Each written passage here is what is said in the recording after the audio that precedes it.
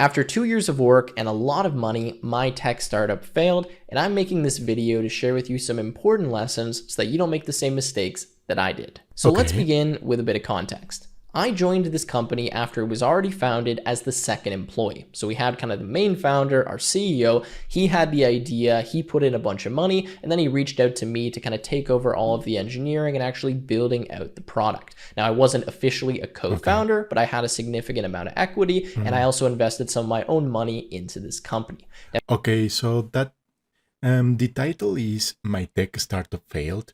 It wasn't technically his startup, he was more like an early employee. They didn't even give him the title of co-founder, but yes, he invested a lot of money and he was an early employee. That's usually not a bad plan, not a bad idea, because if something is already started and it's already like founded and all of that with cash and with some kind of technology already there, it is nice to start with something that it's already started or built. I don't know, it sounds a little silly, but it's not a bad idea. You don't always need to start everything from scratch when you are trying to get into entrepreneurship. Now that happened kind of mid 2021, and then we built out kind of different versions of the product. Now I don't want to get into too many details here, but we were working on an idea which was cognitive training for amateur athletes. This really was in the form of a mobile app that ideally athletes were going to play with to kind of sharpen their cognitive skills. So think of something like Lumosity, but specifically designed for athletes. Now the idea was actually quite good. A lot of people really liked it, and we were able to raise some money based on that, but it was just very Okay. difficult to execute on, and there was a lot of different factors we didn't consider when we were building out this app. So pretty much It is very hard to get into. It is very hard to start a company based on an app, on a mobile app. In my humble opinion, I have never had a startup. I'm just a senior software developer, but I have worked for some small companies, and it is very hard to get into a saturated market, which I believe the mobile space is already very saturated. Everyone is trying to create the next TikTok, the next Facebook, the next Instagram. Everyone is trying to create the next billion-dollar app. Everyone is trying to create some kind of app that is going to revolutionize the world, and it is very hard. I kind of feel like it's much easier to get started with something that is more like desktop based, but I may be wrong. But I strongly feel like the mobile landscape is very saturated. I was kind of the main engineer. I was writing a significant amount of code, and I ended up hiring a few software engineers beneath me, which were working on the app as well. At one Okay. point, we had about 4 different employees, one of which was a designer, and then we had our CEO, who was responsible for all of the business, fundraising, marketing, accounting, all of that kind of fun stuff. If you want to learn more about it, I made a few videos on this channel in the past when I was actually hiring some of you guys, so you can check those out on my channel. Anyways, the point is, this company ended up failing. I learned a lot along the way, and I want to share with you 5 unique lessons that I think are going to be helpful to consider, All right. especially if you want to get into something like building a tech startup, a SaaS, or really building any software at all that you plan to eventually sell to someone. Now, as you're going to learn in this video, one of the first and most major mistakes we made was really failing to validate the idea that we had properly. Everything sounds great in your head, but actually Market going out research. there and validating it is super important. And that's why I want to share with you a fantastic free resource from HubSpot, which is a business startup kit. Now, this contains all kinds of different resources that I wish I had access to that probably would have changed the trajectory of this company. This business startup kit gives you access to 9 free templates that can help you brainstorm your business name, develop a business plan, and even how to pitch your idea to potential investors. You can even utilize the business startup cost calculator and feasibility study template to make sure you know what you're getting into before you get started. I've left a link to this in the description where you can check it out completely for free. As someone who's ran multiple businesses now, I can say this is definitely something I wish I had access to, as it would have saved me thousands of dollars and weeks worth of my time. I do believe that many founders get married with their idea and they believe that it is awesome, but they, just like he said, they fail to validate if it is actually something that the consumers want or that they need. Sometimes you feel like you are solving this huge problem that no one really has. I know that everyone tells you that when you start a company or when you're going to start a business, figure out you need to try to solve a problem and provide a solution for it in any form, maybe with a mobile app or a web app or an invention of some sorts. But sometimes the problem isn't that as big as you think. And if you're providing a solution that is very complicated or no one really likes, well, I do feel that your startup is doomed to fail.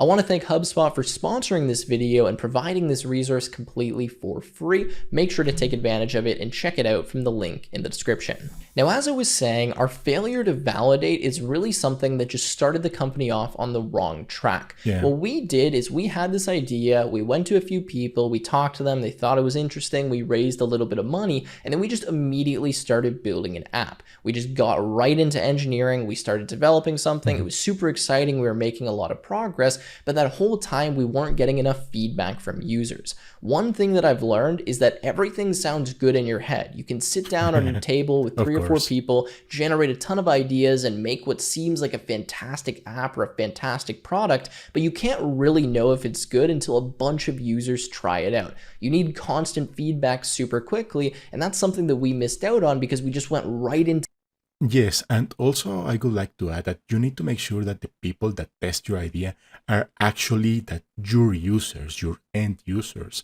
I don't know if you guys have watched this TV show. I believe it was from HBO called Silicon Valley. When they first tried to build their app, they tested it with software engineers, and everyone told them that this was an excellent idea because it worked amazingly. It was a huge effort, and it was basically awesome, right? But they failed to realize that the end user wasn't a software engineer. It was a regular or everyday guy that didn't have any kind of experience with software engineering. So when they released the app to the market, no one really liked. They felt like it was too engineered and very complicated to use. So here I would like to add that if you're going to test your app or your idea with some kind of with a user, make sure that it is your kind of user, the actual person that is going to that is the target of your app. If your app is targeted to, I don't know, gym trainers or people that are doing exercise, well, make sure to go to a gym and test it with people that are actually going to use it. Into building before we talk to enough people. So if I was going to go back and do this all again, what I would do is start by really heavily validating the idea. I'd go to a bunch of people and I'd make sure that the problem we're trying to solve actually exists, and I'd be really careful the way in which I asked questions, did interviews, and gathered user information. I would probably spend months not writing a single line of code and even try to get people to, for example, pre-buy an idea or build a video demo of what the app might look like and see if I could get people to put their credit card down, give me, $10, $20, some kind of deposit, just to really prove that people are actually willing to pay for a solution to a problem. Now, I could go on and on about this, but the point is you really need to validate the idea. And as much as we tried to do that, we didn't do it properly or enough, and we went right into building we should have spent more time doing user research and making sure that what we're building is actually what the market wanted. Now, the next major lesson I learned is that you should really build the fewest things you possibly can. Especially when you're just getting started, it's really tempting to just dive into the code editor and start building a bunch of features, working on this awesome app and constantly making progress. Yes, he's basically saying that you need to build the minimum viable product. This is a term that we use in software development or in the world of technology, that you need to just build the minimum viable product of the thing that you want to build. Don't get too excited with a bunch of ideas and features and all of that. Just build the core foundation of your app or your platform and test it. Don't get distracted by all the fancy things. Just the core technology, the core idea.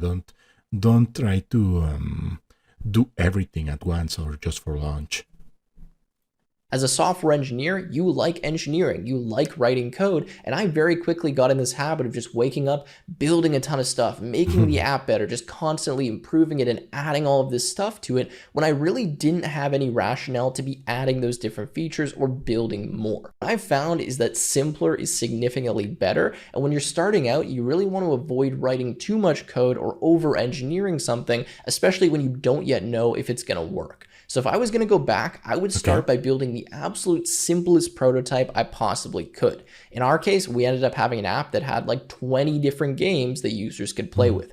I would go back, I wouldn't even make it a mobile app because that's a bit more complex to build. I'd build a simple web page with a single game and maybe some kind of basic leaderboard that would take me 2 or 3 days to build, and I would start testing that with users immediately. I would want as many people as I could find to get their hands on something simple that I'd built and immediately get feedback directly from the users, rather than just thinking up all of these ideas and spending hours upon hours and weeks upon weeks coding out this app that no one's using and that I'm getting no feedback on. So it's a difficult thing to do, but I'd keep it as simple as I possibly can and only add something if I have a really good reason and real people telling me that that should be added. Now, the next major lesson that I learned is when you're releasing a product, especially something like software, you need to release it early and iterate quickly. We made the mistake of spending months working on this mobile app, making it perfect before we eventually put it out in the wild. And when we did that, there was so many issues, so many things wrong, so many features that needed to be changed, and we had done it. Yes, this is why when you're expecting a game to be released or a piece of or any kind of product, really software product, they usually invite you to a closed alpha, an open alpha, a closed beta, an open beta, and they do that, one, because they want your feedback, they want your opinion, and two, because in that way they get to catch bugs or issues that they don't see when they are developing. Ton of work that we probably didn't need to do and that we could have very easily either avoided doing or kind of changed the plan on if we had gotten feedback earlier. And advice that I got from a mentor kind of later in the process when it was a bit too late is that your first release should be absolutely embarrassing. You should know that there's going to be all kinds of bugs and issues and people are going to hate it and there's going to be stuff wrong, but you should take all that user feedback and really quickly iterate by putting out updates every few days or every week, constantly changing the app, constantly improving and getting better, but only doing that based on feedback from real users, not from some random project manager, from your own imagination or some article you read on Google. Get it from real users, real people that are actually interacting and playing with your app. Yes, I do believe that there is this saying that goes like, if you are not ashamed of your first release, if you are not ashamed of your first release, you released too late. Be a lot more user-centric about the whole process, and that's really a big mistake that we made. Now, the next lesson that I learned was a tough one for me, and this is to detach your ego from what you're building. Now, I think especially as software engineers, when you're really obsessed about something and you've been working on it for a long time, when it's literally your life, you start to attach kind of your self-worth, your personality to these different things that you're building. In this case, it was the app that I was building, spending weeks or months working on. And when someone would say something negative about it, or I'd get a weird piece of feedback, rather than being like, okay, you know what, you're right, I'm going to go change that. Thank you so much for the feedback. I'd almost be like offended or hurt by it. Yes, and the reason this happens is because that app or that product becomes your kind of like your baby. You know, it's your baby. You worked on it for probably months or even years. So you get very attached emotionally to it, and you almost get hurt when someone says something wrong about what you are doing. It's kind of a weird feeling and something that, I didn't really realize was happening at the time, but now when I look back at it, was happening, and I really needed to kind of detach my self-worth and ego from this code base and just take all of this feedback and really take it as constructive criticism. I don't know how to say this more elegantly, but I just know as software engineers, sometimes we get kind of too worked up, too obsessed, and we attach too much value in ourselves to kind of the code that we're producing or the apps that we're making, when really it doesn't say anything about you if a user doesn't like the code that you wrote. It's just that you need to change something. You need to make it a better experience. It's not that you're a bad software engineer. It's just something needs to change and you need to improve it like in anything else. So anyways, that's kind of the lesson here. Try to detach that ego as much as you possibly can from the product that you're working on and really just take everything as kind of positive, constructive criticism and use that to move forward and make it better. Now, the last lesson I learned here is one I wish I would have learned sooner, but that is to fail fast. Now, you hear this all the time, especially in places like Y Combinator, but it's a lot more difficult to put it into practice than it seems. A lot of times you work on this idea, you get really excited, you're super motivated, it's your life, it's everything that you're thinking about, and then it just doesn't end up working out. And chances are you probably kind of know that in the back of your head a few months before the company ends up failing or before the team disbands or whatever ends up happening, but you're holding on to that last bit of hope and kind of just praying that everything that you've been working on, isn't for nothing. Now, if I was going to go back, there was a lot of times in the process of kind of working on this company that I kind of knew in the back of my head, you know what? This probably isn't going to work out. It's probably done. It's probably not worth my time. But I just kept kind of holding on and just praying, something was going to change. You keep holding on to the idea that this is going to work. This has to work because you have invested so much time, effort, and even money in his case on something that is probably going to fail. So you don't want to let it go. But if you keep holding on to it, it's going to cost you even more money, more effort, more time. So yes, fail fast and get it over with. In the future. Now that never happened. And if I was going to go back, I probably would have just cut the ties as soon as I possibly could and just failed the idea really quickly so I can move on to the next thing. What I've learned now running a bunch of different businesses, trying so many different things out online especially, is that you got to try as many things as you can. And when they're not working, fail quickly so you can move on to the next one. You need a ton of different failures before you eventually have that success. And with this company specifically, I wish I would have failed faster, done things quicker, pushed more stuff out into the wild, and just kind of accelerated this process where I could have maybe done the same amount I did in 2 years in 6 months or 8 months had I taken the other lessons I mentioned in this video. As soon as it's not working and you no longer have that confidence, cut it off, move on to something else, because you never know, you could just be one more failure away from that great idea. So anyways, guys, in conclusion, I'm happy that I did this company. I learned a lot. I wrote a ton of code. I pushed a bunch of stuff into production. I got some great feedback, and I think I'm a better software engineer and kind of business person because of it.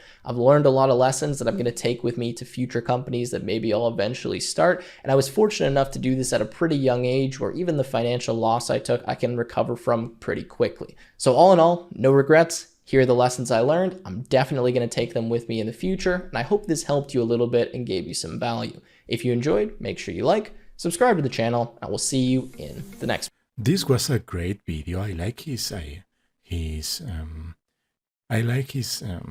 tips. That's it for this video. I hope you liked it. If you like my video and my reactions to every video that I'm watching, please like and subscribe, and see you in the next one.